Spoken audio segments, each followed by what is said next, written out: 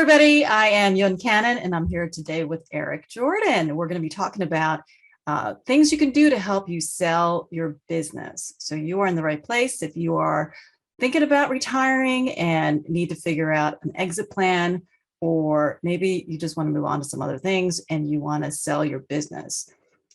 This is also actually for you if you don't really think about selling your business, you just want to scale it. So the same mechanics are going to help you scale it as it's going to help you sell it. So giving yourself some options is a great thing, but the road to selling your business can be a little tricky. So I want to help you shortcut that process. I'm here today talking to Eric Jordan, my friend from Canada. And Eric has been in the business a long time, helping folks with business valuations. He's based in Canada, as I mentioned. His website is pin.ca. So Eric, I'm excited to have this conversation today. Yeah, well, thank you so much. Now, Yen is a seasoned entrepreneur. You've been at this since 1992. You started and you turnkeyed and sold 3 other businesses. And your advice has been featured in Entrepreneur Magazine, Fortune Magazine, CNN, Wall Street Journal. And you started Paramount Business Coach.com 17 years ago. And you've been helping small, medium business owners scale businesses and scale their growth through one-on-one mentoring and peer mastermind groups. That's pretty impressive. My goodness. Well, Congratulations. Thank you. There's that. Well, as every entrepreneur knows, certainly the road is not without its challenges. A lot of learning curves, a lot of learning by trial and error. and of course, that's what brought me 17 years ago to want to help other entrepreneurs to come alongside them. So it's not as lonely, and to help people avoid costly mistakes, because I certainly have made my fair share of costly mistakes. But I know today we're going to talk about helping those people out there who are thinking about retiring, or like I said earlier, just maybe I wasn't thinking about retiring when I sold my businesses. So what do you do? What do you say to business owners to help them get ready to sell their business? What can you do for them? Oh, great question. So, well, the big part of selling your business is making sure it's a business that other people want to buy, and they want to walk in. The whole reason they're buying it instead of starting from scratch themselves is because they want a system, a turnkey system. They don't want to spend all the beginning years in startup mode and fundraise and start with 1 or 2 employees and then scale. So it's really about helping them identify where their business strengths are and where it could benefit from being systematized. So that could be, that's really should be in all facets of the business, systematizing marketing. Do you have a consistent flow of a process where it's a predictable flow of leads and customers? What's your customer retention? What's your customer lifetime value? So that's an asset. Then of course you've got your team. So do you have an organization that can really run the business by themselves? And they can do it without you. And it's just great if they have a leader. They should have a leader, but it's not the owner who is doing all the heavy lifting of keeping the business growing and operating day to day. So that's going to be an important facet. And then of course, you've got customer service, you've got admin, you've got operations and all that. So it's really holistic. And that's where I come in and help and just be that outside party who can look in and give an unbiased observation, feedback, insights to say, hey, you know what, I think this could use more systematization. And of course, oftentimes the business owner knows where the weak spots are. So we just work together on strengthening that to help them either at least have options. They can sell the business, or they can just let the business run by itself and enjoy being the founder, but taking a back seat. Maybe they want to spend 3 months and have a sabbatical somewhere. Maybe they only want to check in, once a week. So it gives them Yeah, options. I just had a client from Toronto that they did a business valuation, and she got an offer, and the offer was ridiculous. And they're questioning the methodology that we use and where these numbers are coming from. And she said, you know what? We know what we've got. I don't really care if I retire or not. It doesn't matter. And Canada's going through a process right now where it kind of looks like politically we might be getting back on track. And so people are going to say, like this lady is, I'm going to stay in business. Mhm. And so, yeah, it really is. And I find what people need to know is they need to know they're on a path, they're on a road somewhere. But when we do a business valuation, we're able to show them where they are on the road. And then when they realize where they are on the road, they can decide from that business valuation, oh my goodness, I'm not systemized. Mhm. Then they need to be talking to somebody like you, because they can't do it themselves. They haven't done that for 25 years that they've been in business. What makes you think they're going to start doing it on their own now? They're not. So they need to talk to somebody like you to get processes and procedures and systems in place. Now, if they have them in place and they've taken themselves out of the equation, like you talk about, they're good to go for a lot of ways. And that's the whole process that you and I, when we work with our clients, we see where. But first of all, we got to see where they're at and what kind of dollars that's worth.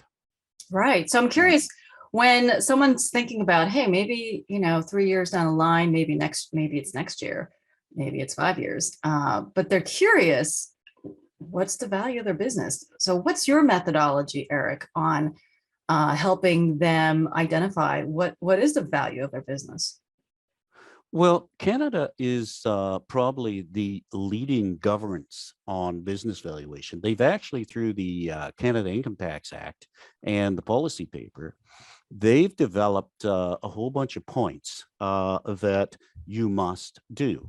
Mhm. And what you must do is you must give fair market value, and you must look at and consider, you must identify, you must measure, you must weigh, and you must value all of the assets, the tangible assets and the intangible assets. And now, which is much different from 1975, when a lot of these things, the way business valuations have been done and mostly still are done, Mhm. all they talk about is the accounting, and they don't have a methodology for measuring intangible assets. How do you So measure we intangible assets? well, what you do is you got things like you got workforce. Mhm. Okay, so are they contractors, are they employees, and what would it cost to replace them, and how long would it take to put all that together? You've got things like client base, and how long would it take you to establish a client base like that? Mhm. And then you've got things like uh, that are cumulative, like you've got your brand. Okay, well, you do things with your brand as you do with your brand, you're adding to it all the time, and it's cumulative. And so you've got to look at all of these things. You got to figure out which are the cumulative things that you do, and the advertising that you do, the processes, the procedures, the systems, and all of that thing. all of that's cumulative. It's not you don't just write it off the year that you wrote it off in your books. That doesn't mean it's not worth anything. And so you add all these things up. And there's 25 factors that I go through. You can find them on my website, pin.ca. And then you think about that. Oh, yeah. And most of that is not accounting.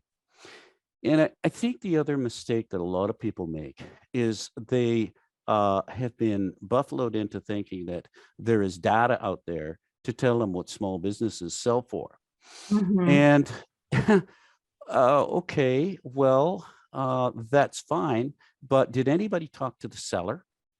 Oh, they missed that. Okay, so they don't know whether this was a real price or whether they were just passing it along to the family, or whether the wife had cancer and they had, some devious person, pushing them, taking advantage of that. Was it a forced sale?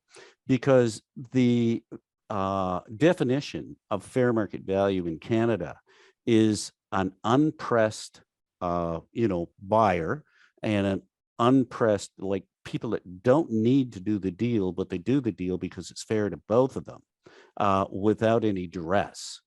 And that's what fair market value is. Now, if you have a deal that's outside of that, well, it's not fair market value. It's something else. And I'm not saying there aren't deals that are done at the something else, but fair market value is what we do for business valuations. So when someone gets a business valuation from me, then they know, like this gal in Toronto, she knows what her business is worth. It's worth XXX. And so when somebody comes along and offers her something less than that, she says, well, I don't think so. I'm not really that stupid. And, for these reasons, which she understands, and my valuations are understandable, she understands where her value is. And By the it's way, just Eric, I'm like, curious because we didn't address also because you're in Canada, I'm in the US. Do you mainly do valuations for businesses in Canada, or what other countries do I you? have I have done business valuations in the U.S. and in Australia. Haven't done any in the U.K. I think they've got their own way of doing things, and sometimes they're smarter than us, anyways. And so we'll let it go with that. And so it's mostly Canada, U.S., and Australia. That's where most of our, and because the systems are almost identical, although I really think that Canada, with their, by providing the governance with this policy paper and their income tax act, I think they're way ahead of the rest of them on here's the rules for this. And in Canada, this is the rules. And if you don't follow the rules, you're non-compliant. And I don't think you'd be non-compliant in the U.S. if you didn't follow, and if you didn't identify and you didn't measure and you didn't weigh and you didn't value all these different assets.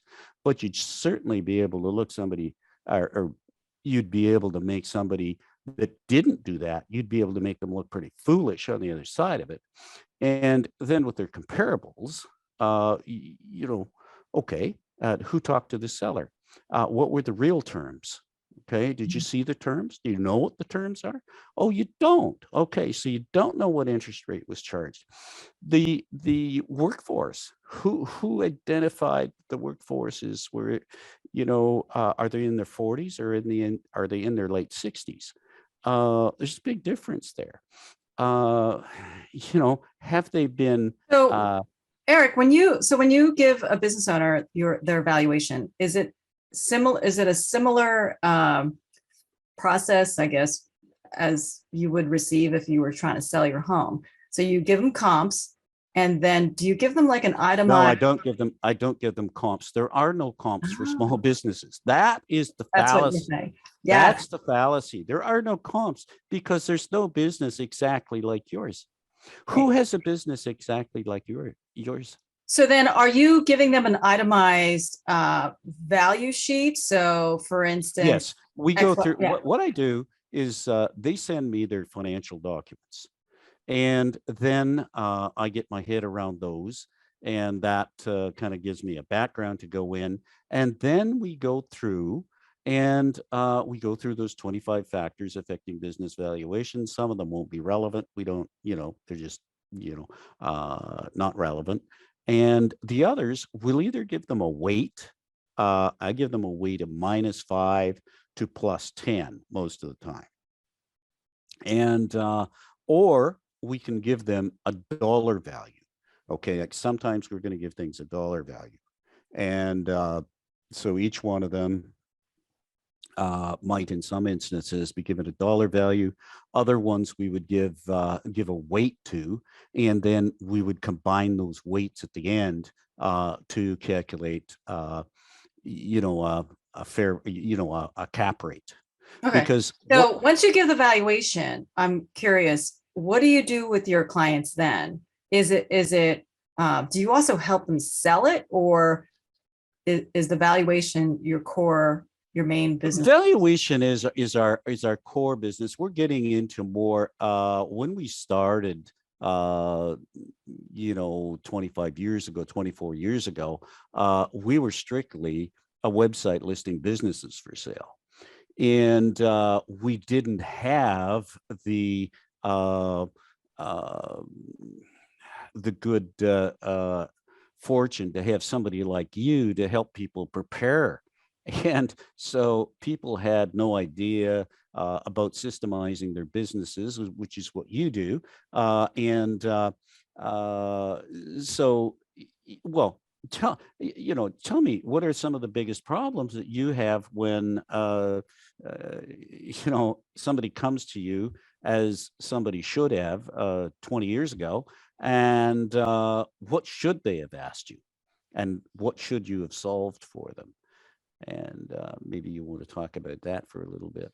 Yeah. So I think, if I'm understanding your question correctly, if a business owner is thinking about selling their business and they come to me, what are the questions they should ask?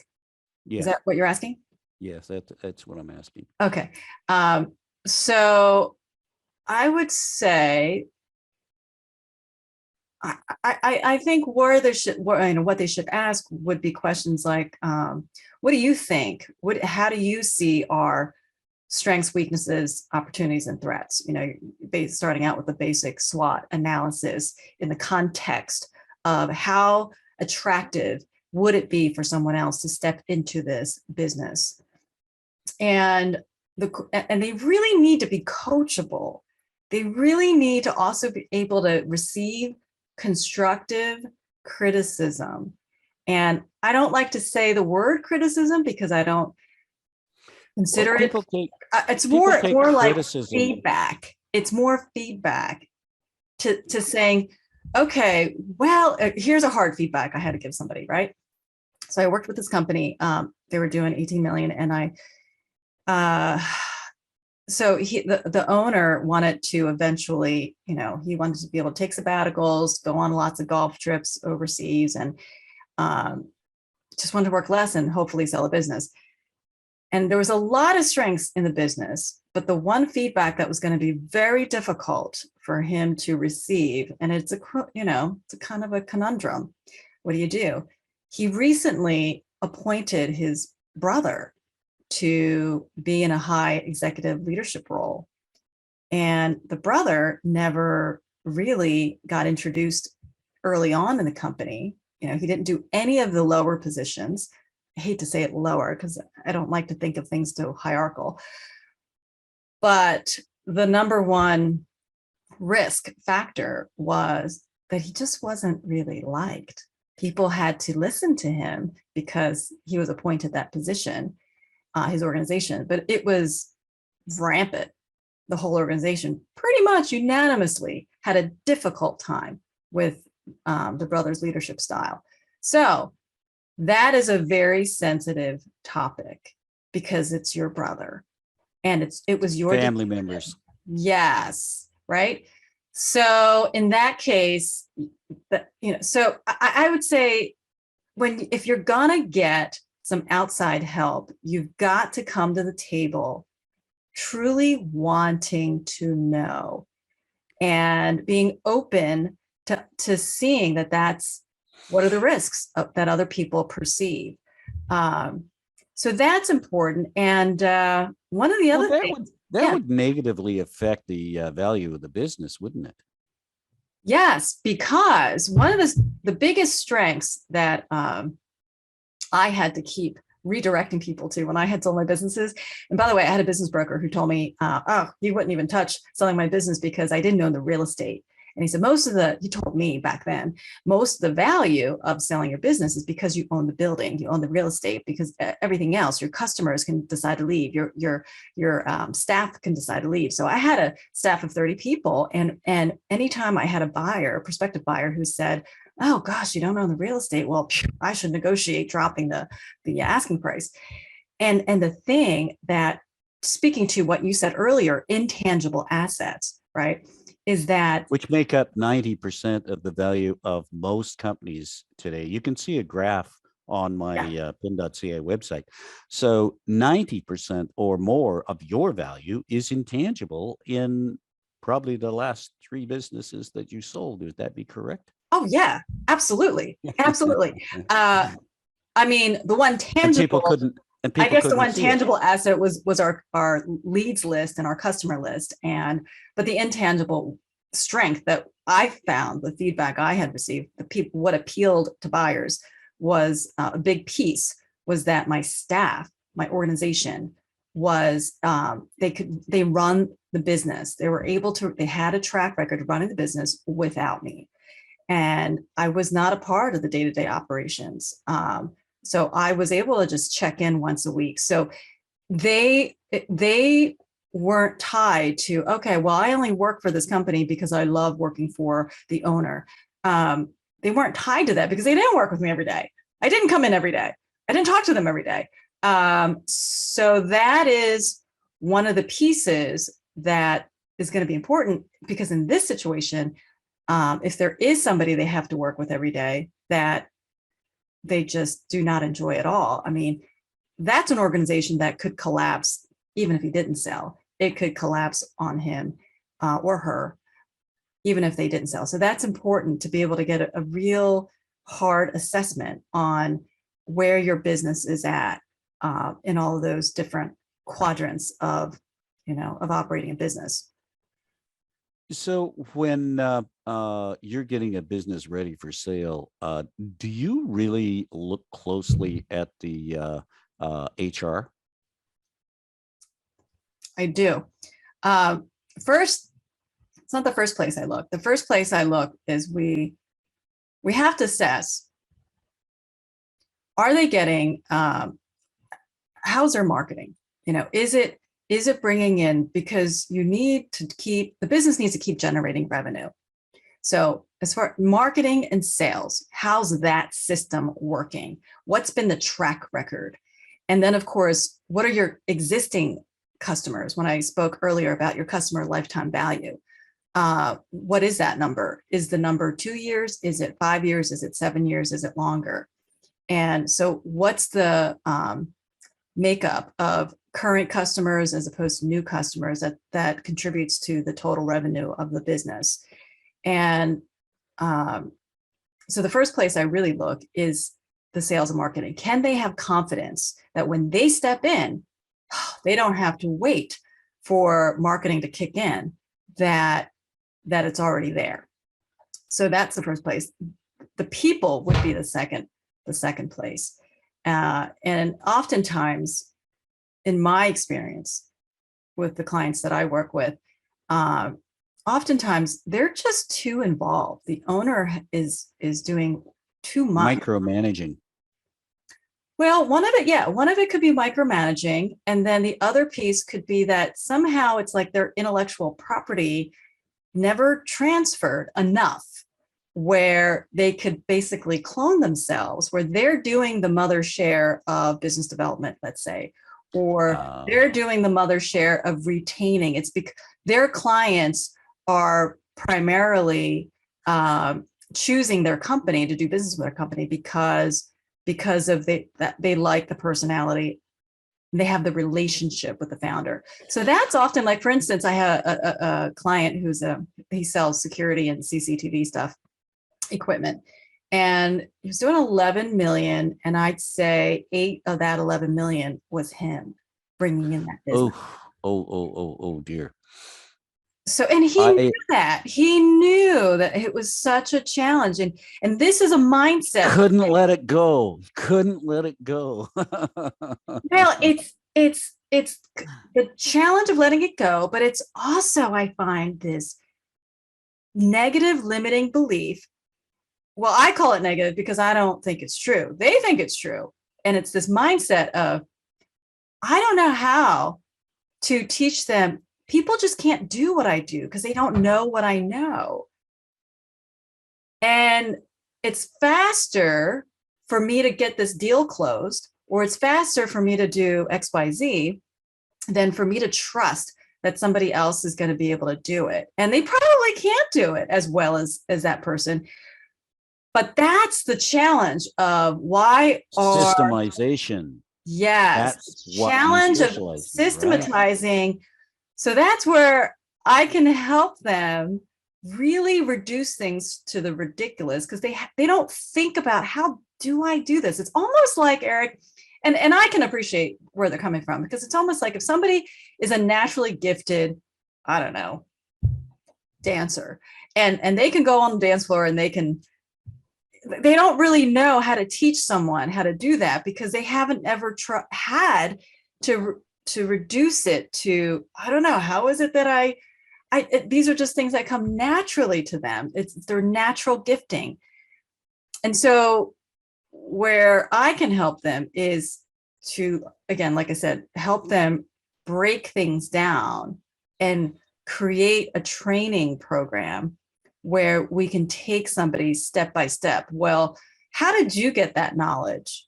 And where can we then get the stuff out of your head and dump it into a training, a recorded training process system? I think one of the things, Jan, that people don't understand is the value of experience. Now, in my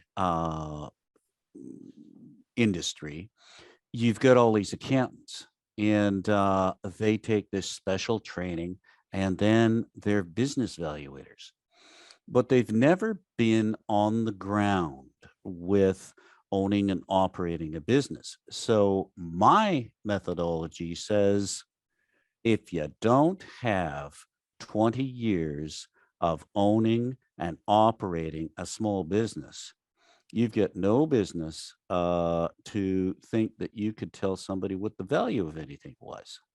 I mean, you could take a 10-hour YouTube training and you could figure out balance sheet. If you've been in business, you probably know all of that. But if you needed a brush up, you could do 10 hours on YouTube and you would know the accounting part of it. I mean, that's not rocket science. It's black and white. And what's tough is understanding when people are telling you the truth and when they're not. And if you've been in business for 20 years, you kind of have an idea of when you're being, we'll use a kind word, misled. And or being, they're bragging or boasting or misleading but you understand that. If you've been in business, you can hear that. And this is where the accountants are completely blind. So how do they deal with intangible assets? Well, they really can't, because they don't have the right experience. And I think when you're passing on these intangible assets, that, the processes, the procedures, the systems, and everything else, well, did you hire the right person in the first place that has the experience, the brain power, and the experience to be able to understand what you're trying to teach them? So if they can't learn, that's not their fault. That's your fault. You didn't hire the right person. You didn't train them right. And so this is where I think if you don't start out with the right people, you're at a real big disadvantage. If you have time for it, I have a really it's an interesting story. This guy worked in a service industry, and he worked for a guy that was just a complete jerk. And so he decided that he was going to quit and open his own service, doing the same thing, same city.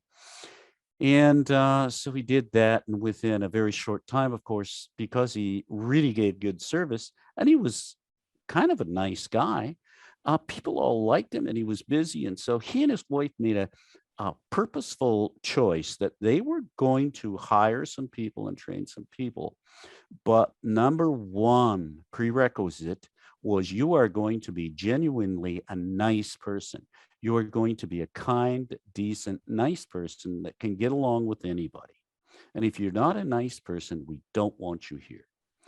And they did that. They hired three of them. And then 10 years later, which was 6 months ago, I got a call from their accountant and said, hey, they need an evaluation. And it turned out these three nice, kind, decent people wanted to buy out their business. And so it was an amazing thing. The company was it was worth a lot of money. They were making a lot of money. Everybody was really well paid, and they refused to work for people who were nasty. They didn't want that vibe in their company. So you got the old 1, 2, 3. It's the first, the last, and the only time you'll get any service from these people if you're a jerk. And it was, so hire kind, decent people. And if you're not going to do that, it's like, how are you going to transfer the intellectual property if you don't have decent people or people who can do it? And I think kindness is kind and decent people goes a long way, and people don't think about that when they're doing the hiring. They're doing it, well, they're trying to stopgap, and that's not really a good idea. So I have a question. How long does it take for you, say somebody calls you and they want to sell their business? How long does it take to get How long them does it ready? take to get them systematized? It's Mhm. varies so much because it really varies on their baseline. Where are they at now? So one They client, haven't had the business valuation done, so you don't even know where they are right, at the road. Yeah, yeah, right. okay. And so it depends on where are they now, strengths, weaknesses, opportunities, threats. It also has to do with how fast do they implement? Do they take action on the Mm. um, the strategies that we put into place? But I will tell you, for example, one of the success stories who I felt this guy implemented pretty fast. He was so coachable, loved it. So he was wanting to retire. He had his company, I don't know, 30 years. So he was a medical device manufacturing company. And I think from the time we started, it was 2 years. It was two Mhm. years. And he was a fast implementer. He was new to all the marketing technology that I introduced him to be able to get his medical device products, What kind of on his dollars? website. What kind of dollars was he turning over a year? He was doing 3 million, Okay. and yeah, so it was just it was always kind of a small family business, for years. But he was very in tune of he was okay with getting out of his comfort zone, because like I said, when the stuff I asked him to change for marketing, and we worked together on doing, uh, and I also have people who can implement, for them to make it faster. But if they want to implement some of it themselves, they certainly can in-house. He just got everything changed. He did his action plan assignments in between our coaching sessions. And then when we had to take a hard look at his team, his staff, he was really open-minded. Whereas I had another client, he's in the construction business. Oh, he wanted to sell his business so he could go into consulting. And he had this one guy, he just couldn't let go of him. And early on, it was really clear and evident. I said, well, first of all, you're bleeding a lot of profits because he's draining whatever he's accomplishing isn't the role he was hired for. And it was also his personality, just his inability to take constructive criticism as well. But that was a detriment for him. It took him a long time. I don't even know if he ever really did. He told me he was going to let him go, but he really never did. So in that case, it took him a lot longer than it needed to, because I still believe that one person was a huge disadvantage. On the flip side, Eric, I also see situations where the owner is firing people, willy-nilly, and thinking, oh yeah, fire fast, hire slow.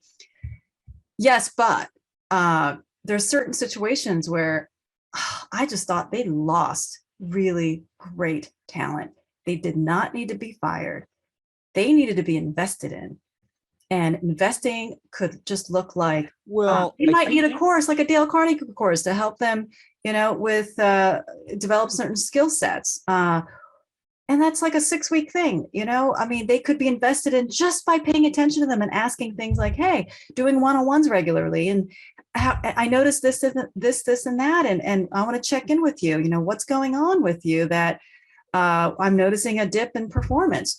So, I see both situations where they should have fired people, or they fired people that, oh boy, they really so the lost. HR was out of whack. And one of the things that a consultant that I did some work with, he was doing a great deal of consulting on human resources, and people were taking time off to look after children and elderly parents and siblings and that kind of thing. And companies weren't making adjustments for that. And so in this day and age, I mean, I forget what the number was, but it was a huge number of I think it was around 50% of employees are also looking after other people. And so here you are, you're looking after other people, and your boss isn't recognizing that or allowing you to do that. And so then the guy gets fired, and it was the best guy, really the best guy you had. You just didn't work with him. And so there's all of these things, but that's more your field of this kind of thing. And so uh, you're trying to get people so their business is turnkey. That's kind of your goal on all of this Yes. stuff. And You take whether it, they're, oh, go ahead. so you take it from where I do the business valuation. So now they know kind of where they are on that roadway, and you take a look at the 25 factors, and you see, oh, well, we can see some weakness here, and if they've got to sell now, it doesn't make any difference. They're too late. Okay. Right. But if they've got some time, if they're thinking, okay, I'm going to sell over the next couple of years, I had a guy, he says he's somewhere around 18 months out from selling. He spends $6 million a year on R&D. And he had this big accounting firm, international accounting firm, and they told him that his intangible assets were worth 1.5 million. He's put over 30 million into research and development, and he's got, I can't tell you particularly the industry but he's a dominant in his niche Mhm. field. And these people are trying to tell him he's not worth so much money. And my number was over 100 million. And they're trying to tell him that you spend $6 million a year on R&D, and you're telling me Right. you're not worth 100 million. No, get out of here. But you know what? he had trouble accepting from a small operator like me that these people really didn't understand his intangibles, and he needed to move on to looking at it like a venture capitalist, you know, like this big accounting company. What would they have valued Skype at in 2009? Now, Skype in 2009, eBay owned it and they were selling it off. And the Canada Pension Plan picked up 15% of it for $300 million. And this guy by the name of Mark Wiseman, who was their lead guy in this acquisition, he thought 300 million was a good price, even though they were bleeding money. They Mhm. sold it to Microsoft 2 years later in 2011 for well over $1 billion, making, 3 times the money. Now, so what makes a venture capitalist like Mark Wiseman, or the way I look at things, what makes us different from this big accounting firm that, oh no, you're the company's making money and they're putting $6 million a year into R&D, and yet they're worth zippity doo-dah. That doesn't make any sense. And that's why, the methodology that we use, I think, is far superior to most of what's out there. Now, I'm not the smartest guy in the world. Mark Wiseman, guys like Peter Thiel, Elon Musk, they know this stuff in their sleep. That's why they make these deals, because they recognize intangible assets. They recognize value. And when people go by these numbers, they miss it all. And going by comps that aren't comps at all, they're just, data that people have put together to sell. That Right. doesn't mean it's accurate. And so those are just the things that we have to deal with, and try Well, Eric, and just out of curiosity, what kind of businesses come to you to they ask you, to give a valuation for them? well, like this guy I quoted, with the business that I thought was worth well over 100 million, that kind of person. And then What to industries? What I meant what industries? oh, what industries? Mhm. Oh, could be anything from manufacturing for mm, uh, I would say manufacturing is one of the big ones. And then you got your service industries like, the spas and the that sort of thing, trucking, um, any kind of service industry at all. Service and manufacturing, I think, are the two biggest ones. Mhm. Yeah. Gotcha. Gotcha. And one of the questions you asked me earlier was, how long does it take for me to get them ready? So I have a similar question for you. How long does a valuation take? Oh, anywhere from a week to 2 weeks, generally, start to finish. Mhm. And provided they have all the information that I need and there's no holdup on, getting the information flow. Mhm. Um, And is there so, a set price if somebody is ready now to get a business valuation? well, generally they run between 3,500 and 8,500. But yeah, in that range. And it depends on, how many employees they've got, their client base, or, what have I got to analyze here? How tough is this going to be to sort this information and get this information out of the client and onto the paper? So yeah, it kind of depends. Trying to think of over the last week, what have I quoted? 12.5, 8,000. Um, 3,500, 4,200. Those are kind of numbers that, are pretty common, just depending on what it is you're looking at. So do they come back for another valuation? Like, let's say um, they're doing 5 million, and then you give them a valuation, and then maybe 3 years later they realize, oh, we're now at 10 million. So how many of your clients would you say ever come back to do another valuation after they've worked on their More business? than you might think, and more often than you might think. I had a guy in our capital city, and he got a valuation from me 2 years ago, and now that deal blew up on him, and he is now dealing with somebody else. And I redid the valuation here just a few weeks ago, and I got to tell him, well, you know what? I don't think this guy is your buyer. I think your buyer is from Europe, because they can't afford to turn the lights on in Europe. Okay.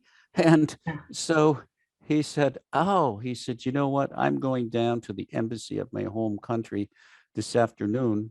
There's 28 people down, 28 business delegations. I don't know, or business guys and their people.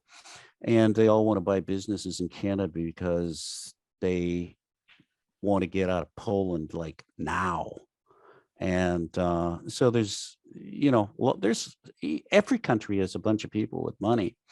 And a lot of them over in Europe won't get out of Dodge right now. So it's a good place for people to be looking. If you've got a systemized business that somebody's, organized for you and got you prepared, and you've got your price, you know what it's worth, then yeah, that's a good place to look, because yeah, people are looking to get out of Dodge. And Canada is certainly a place. I mean, what do we got? We've got oil, we've got gas, we've got potash, we've got uranium, we've got water power, we've got lumber, we've got rare earth minerals, and coal. We've got probably the best educated on average workforce in the world. I've read that in several places. We went out and we brought immigrants into Canada. They cheated. They looked at their score on IQ and said, yep, you and your family be welcome in Canada.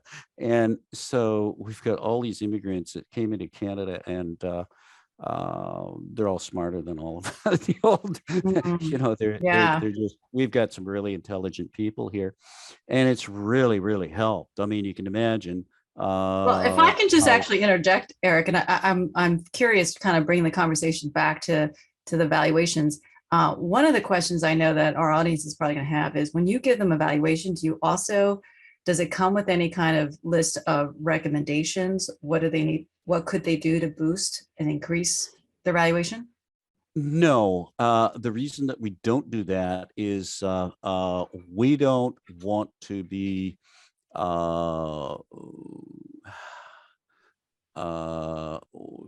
don't want to have any ties, really. Okay, like, here's your valuation, this is what it's worth. You need to perhaps go to some different people. You need to talk to those kind of people that can give you this, but we want to be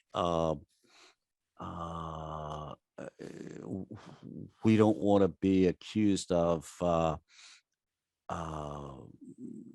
trying to turn them this way or that way or the next way. Gotcha. So you just give them a straight valuation. This is what it's worth. Yeah. And then of course, it's logical. I'm sure all of our viewers can understand and agree. If you want to boost your valuation, then you need to boost, your annual sales. Oh yeah, we will say value.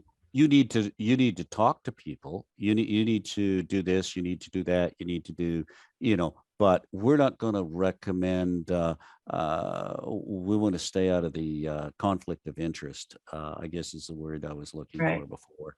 And so we just, because you see, to be legal with a business valuation in Canada and most other places, it's got to be, without any conflicts, that it's non-bias.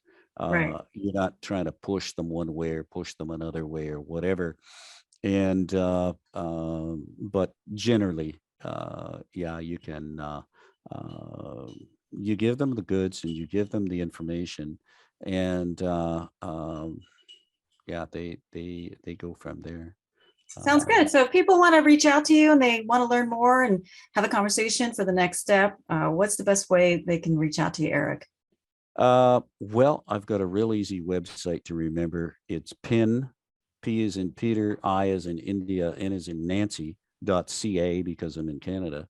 And if you can't remember pin.ca, well,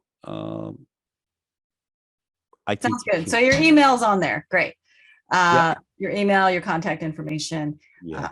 That's great. So yeah, so for our viewers, if you have been thinking about getting your business ready to sell, thinking about exit planning, perhaps you want to retire in 3 years, 5 years, 10 years, or maybe you just want to move on to other things and start other businesses like my path. Whatever the case. And you know what, even if you're not ready to sell, scaling your business is the same process that as it is to sell, at least getting your business ready to sell. So you want to scale it, you want to have it systematized, you want to have the business run with a whole lot less of you, hopefully to run without you. And that would be the ideal situation. So if you've got any of these needs, definitely reach out to Eric or myself. And I'd also love to know what your questions are. So anything that we hadn't covered in this conversation on the topic of what do you need to do to get your business ready to sell? We talked about, well, what do you need to do? You need to increase sales. You need to increase the annual revenue. Second thing is you need to increase your customer retention. After that, you want to increase your customer lifetime value. And what else do you need to do to get your business ready to sell? Well, take a look at your organization, your team. Can they operate the business with a different owner, so the owner doesn't feel like, ooh, what happens? What happens if they all quit? What am I going to do then? So take a look at that organization and seeing the strength of their skills, and that the business isn't totally tied to who you are as a person, not a personal brand, but a business brand. So I hope our viewers were able to get some nuggets and even if you left with one nugget from today's conversation, I hope that has helped to percolate some new thoughts, some new action plans. And again, if there's some questions we didn't hit, I just want to invite everybody to write those questions down in the comments below. Also love to know what you did take away. So please share that in the comments below. And if there's another specific topic you want us to share in the next roundtable discussion, then please also add that to the comments below. So it's really been a delight having this discussion with you, Eric. Again, I was speaking with Eric Jordan today from pin.ca. And I am Yun Cannon from Paramount Business Coach. And thank you so much for spending the time with us today. All right, we'll see you next time.